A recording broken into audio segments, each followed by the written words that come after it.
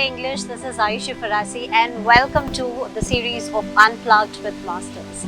Well, in this series, guess what? I am in Rishikesh and that too in Parmarth Niketan Ashram. So glad that you were able to come here to the banks of Ganga, to the lap of the Himalayas and be in this sacred place. We have known you from the perspective of a great spiritual guru. But we want to know about your life journey, about your spiritual life journey as to why you came down from California to Rishikesh and now you are known as a great spiritual guru as Sadhvi Bhagawati Saraswati Ji. We come with backpacks and this was 1996, September of 96, and I get to Rishikesh and right after putting down our bags in the hotel, I say, I'm gonna go put my feet in Ganga. And I walk to the banks of Ganga and I have this incredible spiritual experience.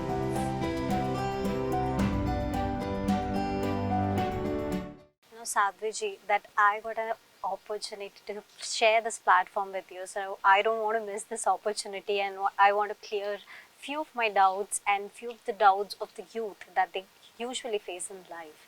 So the first thing that we usually come across is the mood swings of the youth. And that is one of the common and the main problem of mine too. So I just want to clear over here is that the mood swing, it gets so intense at times that it converts into anger and bad temper. So how do we deal with that and eventually end at a particular moment? Great question. So our moods are impacted by many things. When we look at youth, the primary thing that impacts our moods in a lot of cases is actually our hormones. Okay? As when we are young and all of our bodies are changing, our bodies are flooded with hormones. These are chemicals. And the chemicals are creating all kinds of chemical reactions in our bodies and in our brains. And those chemical reactions are impacting how we think, how we feel. So this is the time when, by laws of nature, our bodies are now being ready to have children. By God's grace, with society the way that it is, we don't need to start having babies the moment that we start going through puberty.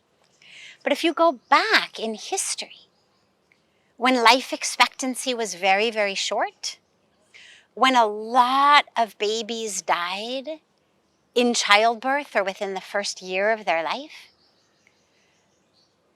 it was evolutionarily advantageous that people started making babies very early. Now, I mention this because even though our societies have changed, our culture has changed, our ways of life have changed, thankfully. Because obviously being, a young person and having to also be a parent is not an ideal situation at all. You're still a child. You should be a child, not a parent. But our bodies, physically, chemically, have all of these chemicals flowing through them.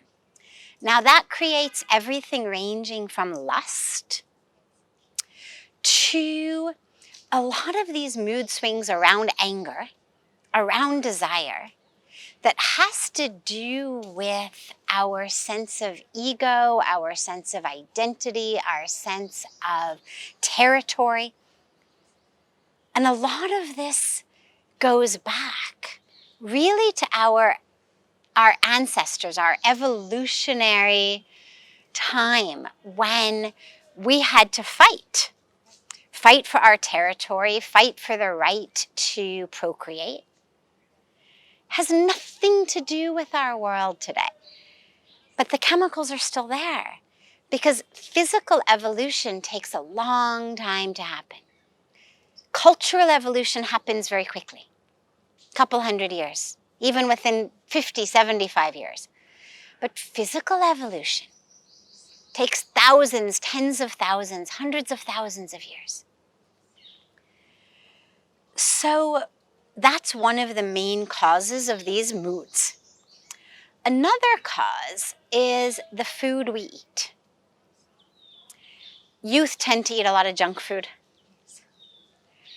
a lot of sugar, a lot of carbs, a lot of processed food, erratic eating times, eating when we should be sleeping, sleeping when we should be eating. That also messes up our internal chemistry. Then you've got this time where we are individuating from our parents. We've been kids. Whatever our parents told us, we just did it.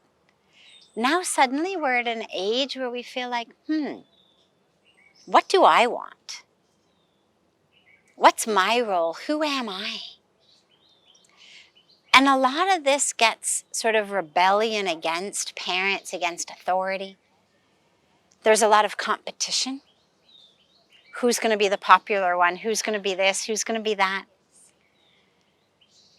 And it's important as youth to realize that all of these things are really natural.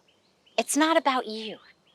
It's about your physical body as something that is impacted by thousands and thousands, tens of thousands, hundreds of thousands of years worth of evolution. But when the mood swings arise, the question then becomes, okay, so now I'm having this mood. Doesn't mean I have to act on it. It's just chemistry. It's just that there's a momentary kind of flood of some chemistry in my brain. But I'm not a slave to chemistry in my brain.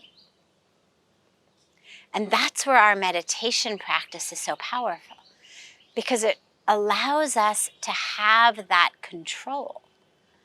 We can see, we can witness these waves of lust, of anger, of competitiveness, of feeling like we're not good enough, insecurity. We can watch these waves come in our brain with realizing I don't have to act on it. That's not me. I'm not the chemistry in my brain. And then we gain a sense of autonomy, of agency over that. So yeah, there's a chemical swing in my brain. But I don't have to choose how I act, how I speak, how I live accordingly. But we also do things that we can do to make that less. So eat more healthy foods, eat less sugar, eat less processed foods, eat on time. Stay away from drugs and alcohol. They just really mess up your brain chemistry. And be compassionate with yourself. You're going through a very difficult and transformative time of life. Bring all of your tools into place. Your meditation, your yoga. Choose your friends very carefully also. The power of association is very important. Look around at the people you hang out with and ask yourself, is this what I would like to be? Is this how I want to be? And make sure that your friends are people who embody how you want to be. Because if you're not into alcohol and drugs and skipping school and being irresponsible and being rebellious, but your friends are people who live like that, then you're handicapping yourself. You're unnecessarily creating a situation where you are more likely to be influenced in directions you don't want to go. That's why we talk about satsang, the association of the truth. We talk about the sangha, right? Those I associate with. Choose your friends very carefully. So compassion for yourself, understanding that you are not the chemistry in your brain, but doing whatever you can to help balance that chemistry through food, sleep on time, have a proper sleep schedule, go to sleep in the PM, wake up in the AM. We're going to sleep in the AM and waking up in the PM, right? Go to sleep on time, wake up on time, have some meditation, have some yoga, get exercise. Exercise is fantastic for balancing our brains. These days we just sit and we stare at our screens all day long. Get out into nature. Be in nature. Be in the trees, be in the forest, be in the water, be on the beach. Be wherever you can be in the natural world. It resets our brain chemistry. Thank you so much for that enlightenment, because that was the need of the hour, because this is one of the most common problem that the youth faces, because they are at a tender age and they don't know what is going on with their physical world, what is going on with their emotional body life and all. Thank you so much for enlightening that. So my second question to you, Sadhviji, is that generally there is a battle between faith and trust. We have faith on certain things, on certain people, in certain situations, but we are so tangled in circumstances that we get confused whether to go with that faith or whether to trust that faith on certain people, on certain situations. So how do we deal with this battle of faith and trust? There's two aspects here. One is God, the divine universe. The other is people. Let's talk about God first, then we'll talk about people. So, our faith in God, our faith in this divine universe, that should never waver. That should never change. But for a lot of us, what happens is our faith is contingent upon the universe doing what we want.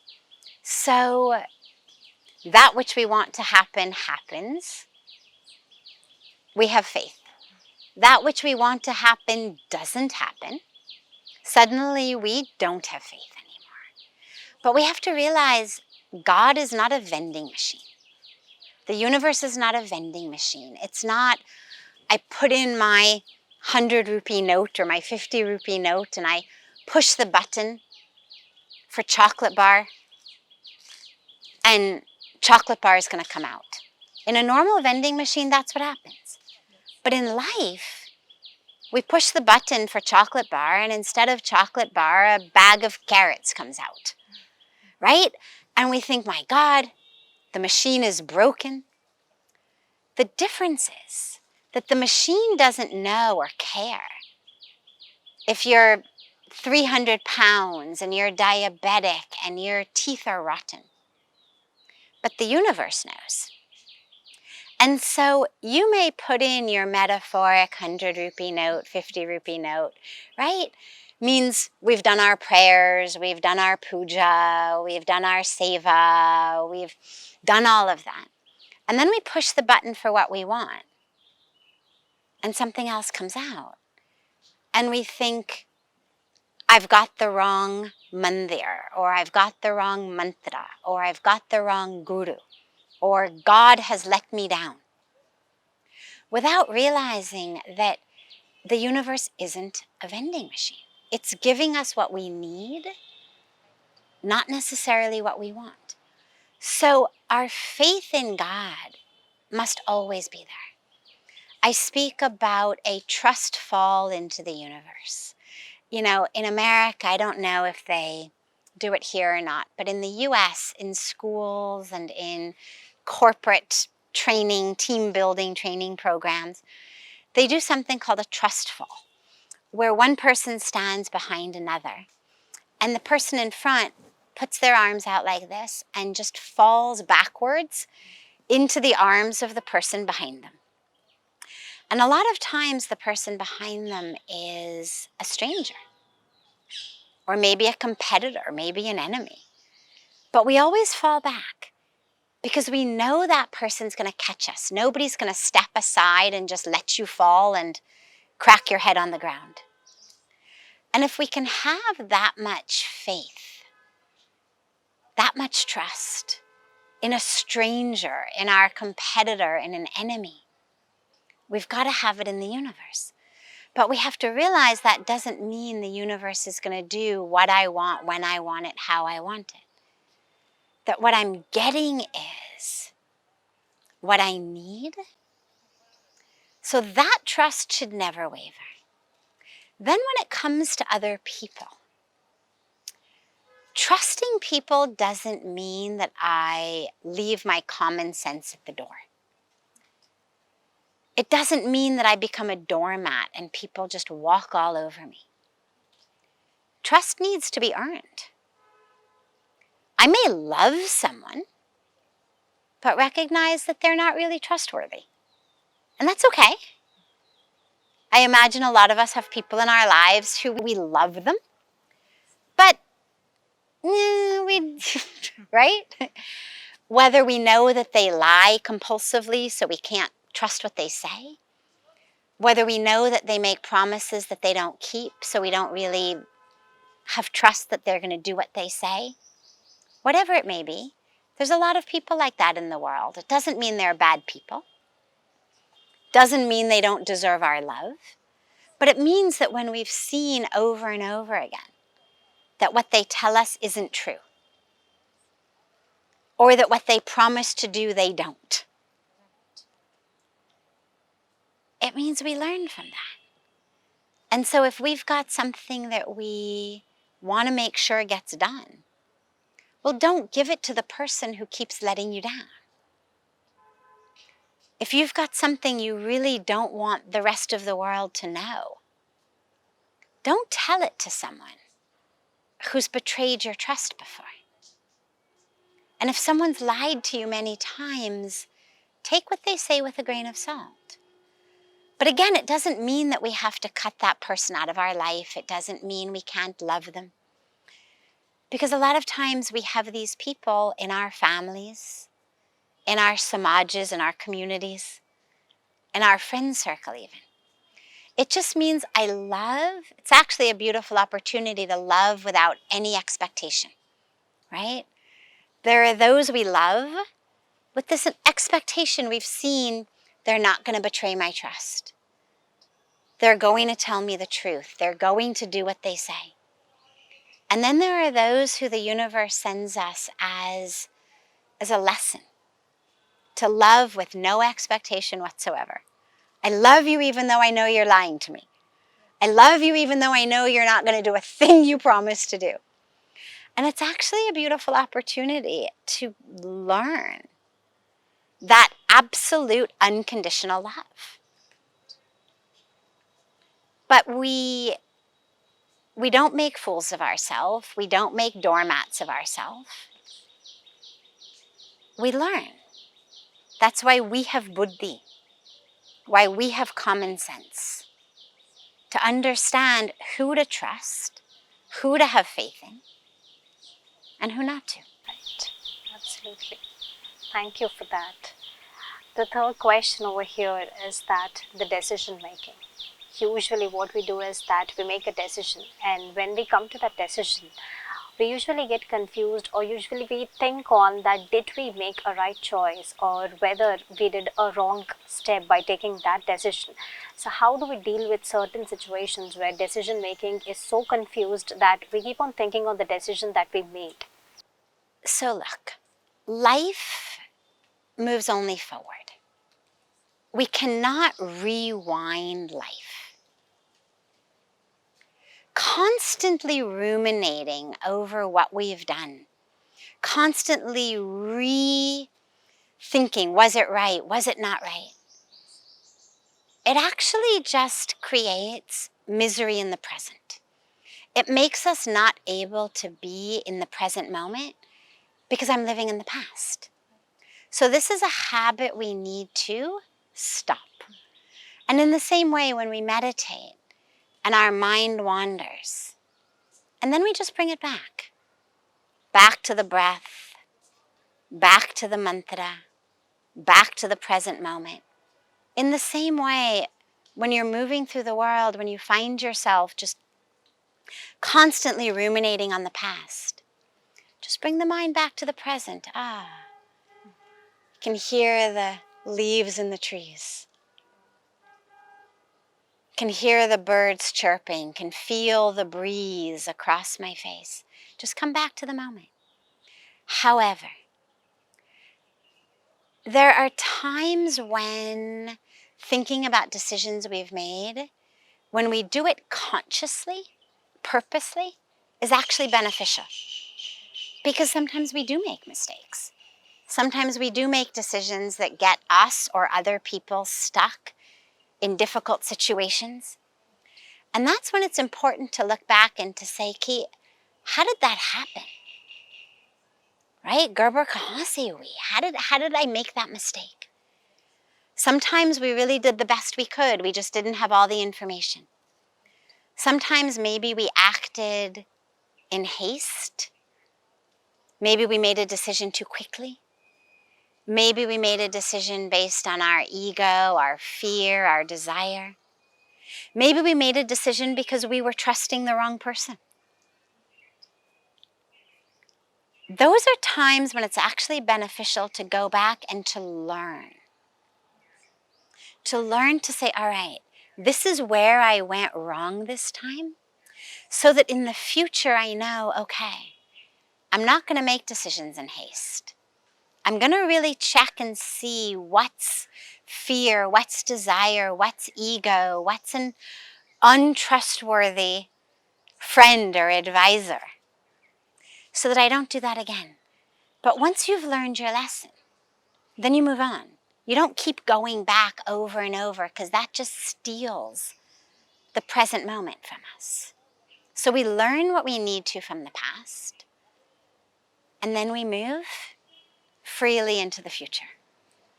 So Sadhviji, the last question.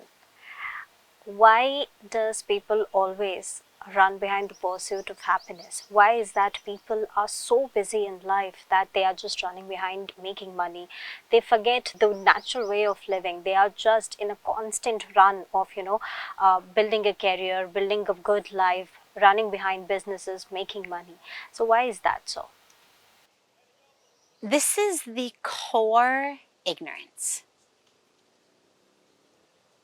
This is what we speak about as Maya, right? So at the core of who we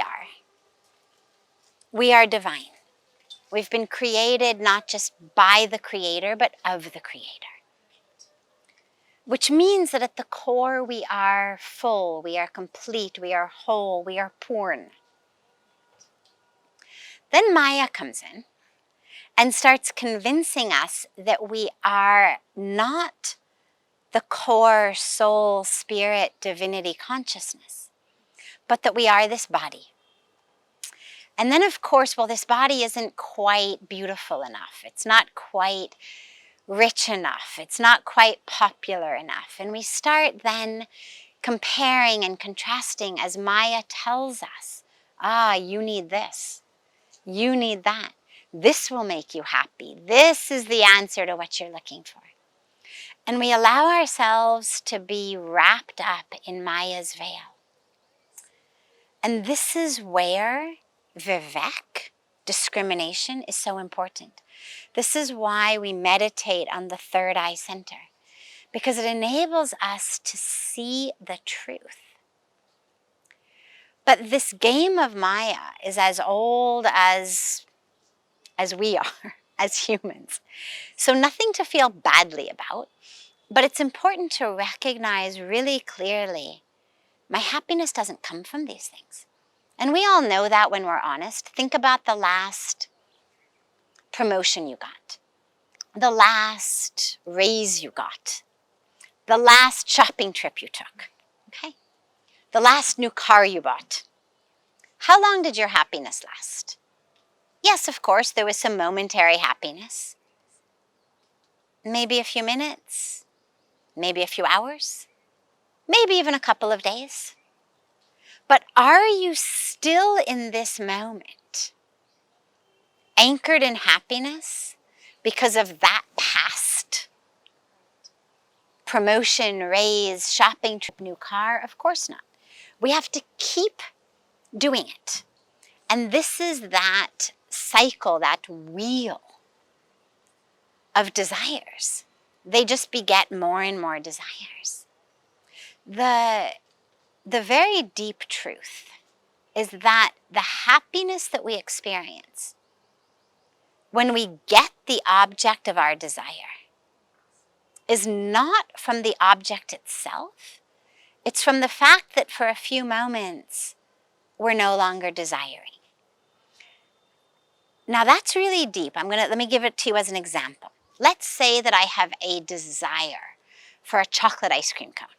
Okay, it's a hot day and all I can think about is, oh my God, I've got to get chocolate ice cream. Okay, it's totally consuming my mind. I'm full of this desire. Finally, I get a chocolate ice cream. I'm eating it. I'm very happy. Now, the mistake we make is we think that all of that happiness comes from the chocolate ice cream itself.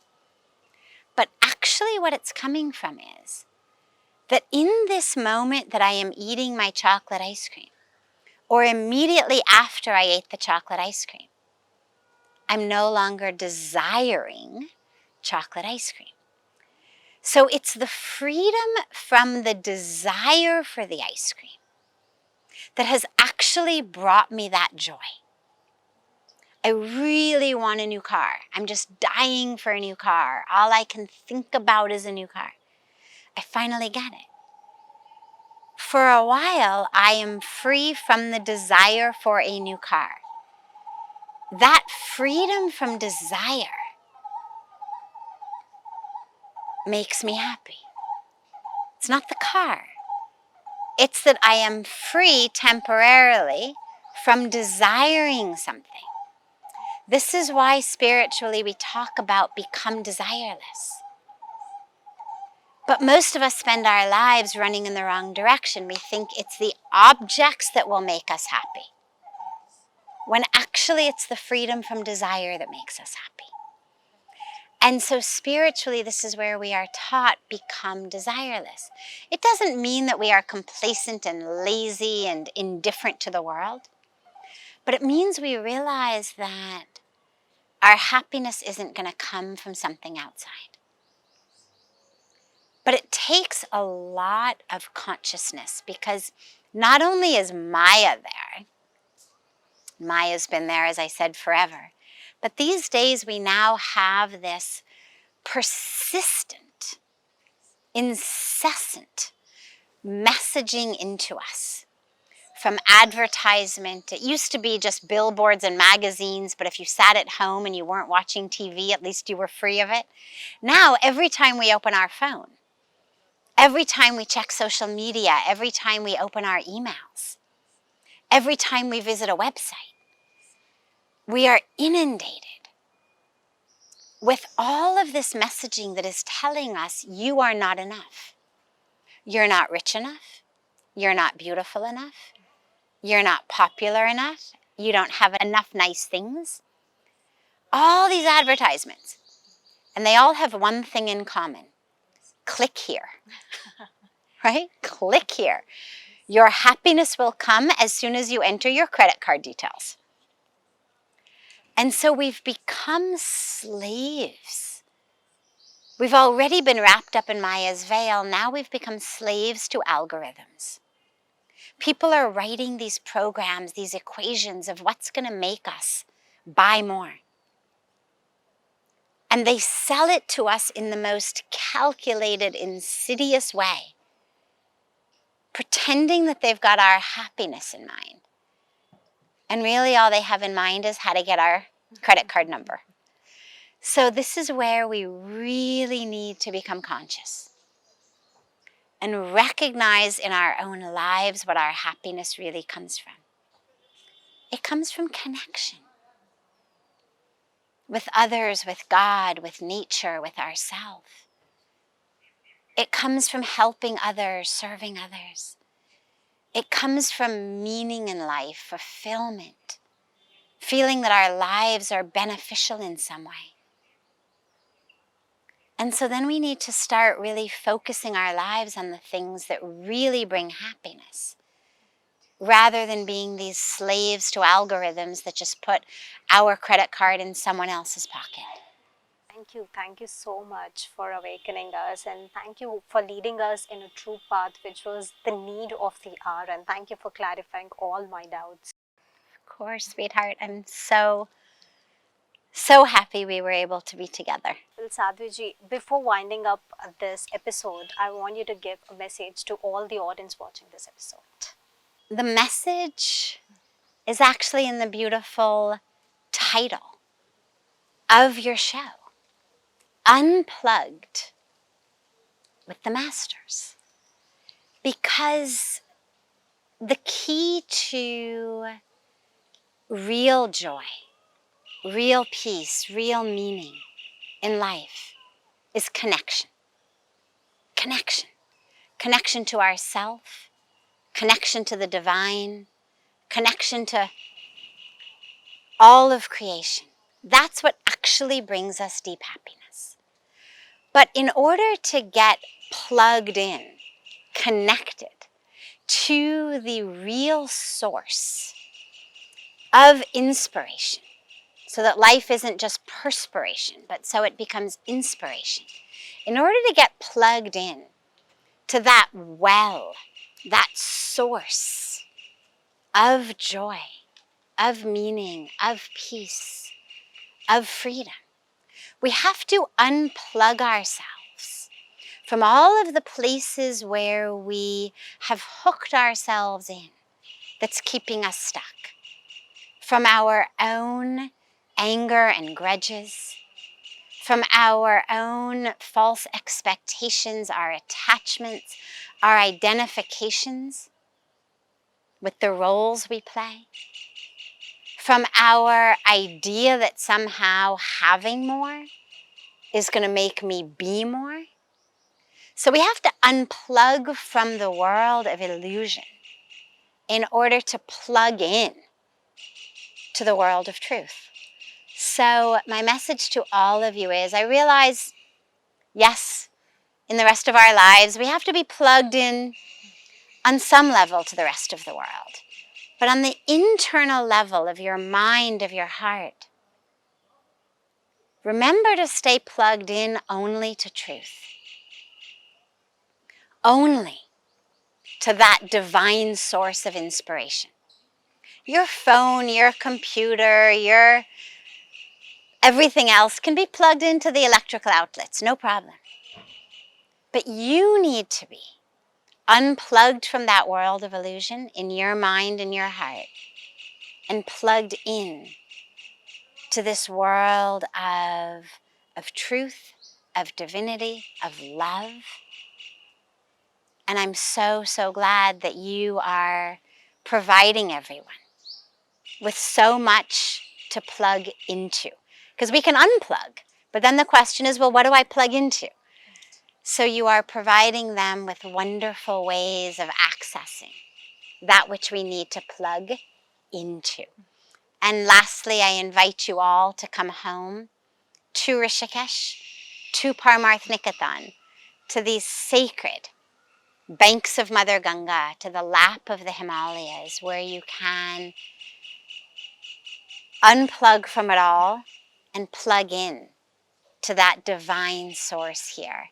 Our doors, our hearts are open for you all. Thank you so much, Sadhviji, for such a beautiful and powerful message for all our PMC audience. Thank you so much. Of course, sweetheart.